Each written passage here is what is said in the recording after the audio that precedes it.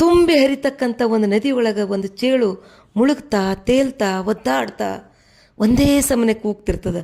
ದಯವಿಟ್ಟು ಯಾರಾದರೂ ನನಗೆ ಸಹಾಯ ಮಾಡಿರಿ, ನಾನು ಸತ್ತು ಹೋಗ್ತಾ ಇದ್ದೀನಿ, ಆ ನದಿಯ ದಡಕ್ಕೆ ನನ್ನನ್ನು ಸೇರಿಸ್ರಿ, ದಯವಿಟ್ಟು ಯಾರಾದರೂ ಸಹಾಯ ಮಾಡಿರಿ ಅಂತ ಒಂದೇ ಸಮನೆ ಕೂಗ್ತಿರ್ತದೆ. ಆದರೆ ಯಾರೂ ಅದಕ್ಕೆ ಸಹಾಯ ಮಾಡೋದಕ್ಕೆ ಮುಂದೆ ಬರೋದಿಲ್ಲ. ಆಗ ಆ ಚೇಳು ಸುತ್ತಮುತ್ತ ನೋಡ್ತದೆ, ಅಲ್ಲಿ ಒಂದು ಕಪ್ಪೆ ಇರೋದು ಅದಕ್ಕೆ ಕಾಣಿಸ್ತದೆ. ಆವಾಗ ಕಪ್ಪೆಗೆ ಹೇಳ್ತದ, ಕಪ್ಪೆ ಅಣ್ಣ ದಯವಿಟ್ಟು ನೀನಾದರೂ ನನಗೆ ಸಹಾಯ ಮಾಡು, ಆ ಭಗವಂತ ಕೊಟ್ಟಿರ್ತಕ್ಕಂಥ ಅದ್ಭುತವಾದಂಥ ಒಂದು ಶಕ್ತಿ ನಿನ್ನಲ್ಲಿದೆ, ಭೂಮಿ ಮತ್ತು ನೀರು ಎರಡರೊಳಗೂ ನೀನು ಬದುಕುವಂಥ ಶಕ್ತಿ ನಿನ್ನೊಳಗಿದೆ ಅಣ್ಣ, ದಯಮಾಡಿ ನನ್ನನ್ನು ಆ ದಡಕ್ಕೆ ಸೇರಿಸು, ನನ್ನ ಅಕ್ಕ ತಂಗಿ ಅಣ್ಣ ತಮ್ಮ ಯಾರೂ ಇರಲಾರ್ದಂಥ ಪರಿಸ್ಥಿತಿ ಒಳಗೆ ನಾನಿವತ್ತು ಸತ್ತು ಹೋಗ್ತಾ ಇದ್ದೀನಿ, ನೀನು ನನಗೆ ಸಹಾಯ ಮಾಡು ಅಂತ ಕೇಳ್ತದೆ. ಆವಾಗ ಕಪ್ಪೆ, ನಾನೇನೋ ನಿನಗೆ ಸಹಾಯ ಮಾಡ್ತೀನಪ್ಪ, ಆದರೆ ನಿನ್ನ ವಿಷಪೂರಿತವಾಗಿರ್ತಕ್ಕಂಥ ಆ ಕೊಂಡಿಯಿಂದ ನನಗೆ ಕಚ್ಚಿದ್ರೆ ನಾ ಏನು ಮಾಡಲಿ ಅಂತ ಕೇಳ್ತದೆ.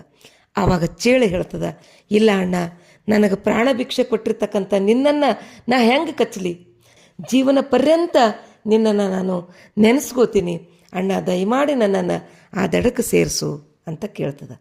ಆವಾಗ ಕಪ್ಪೆ ಆ ಚೇಳಿನ ಒಂದು ಅಸಹಾಯಕ ಪರಿಸ್ಥಿತಿಯನ್ನು ನೋಡಿ, ಆಯಿತು ಬಾ ಕೂತ್ಕೊ ನನ್ನ ಹೆಗಲ ಮೇಲೆ ಅಂಥೇಳಿ ತನ್ನ ಹೆಗಲ ಮೇಲೆ ಕುಂದಿರಿಸ್ಕೊಂಡು ಅದು ಆ ನದಿಯ ದಡಕ್ಕೆ ಕರ್ಕೊಂಡು ಹೋಗಿ ಬಿಡ್ತದೆ.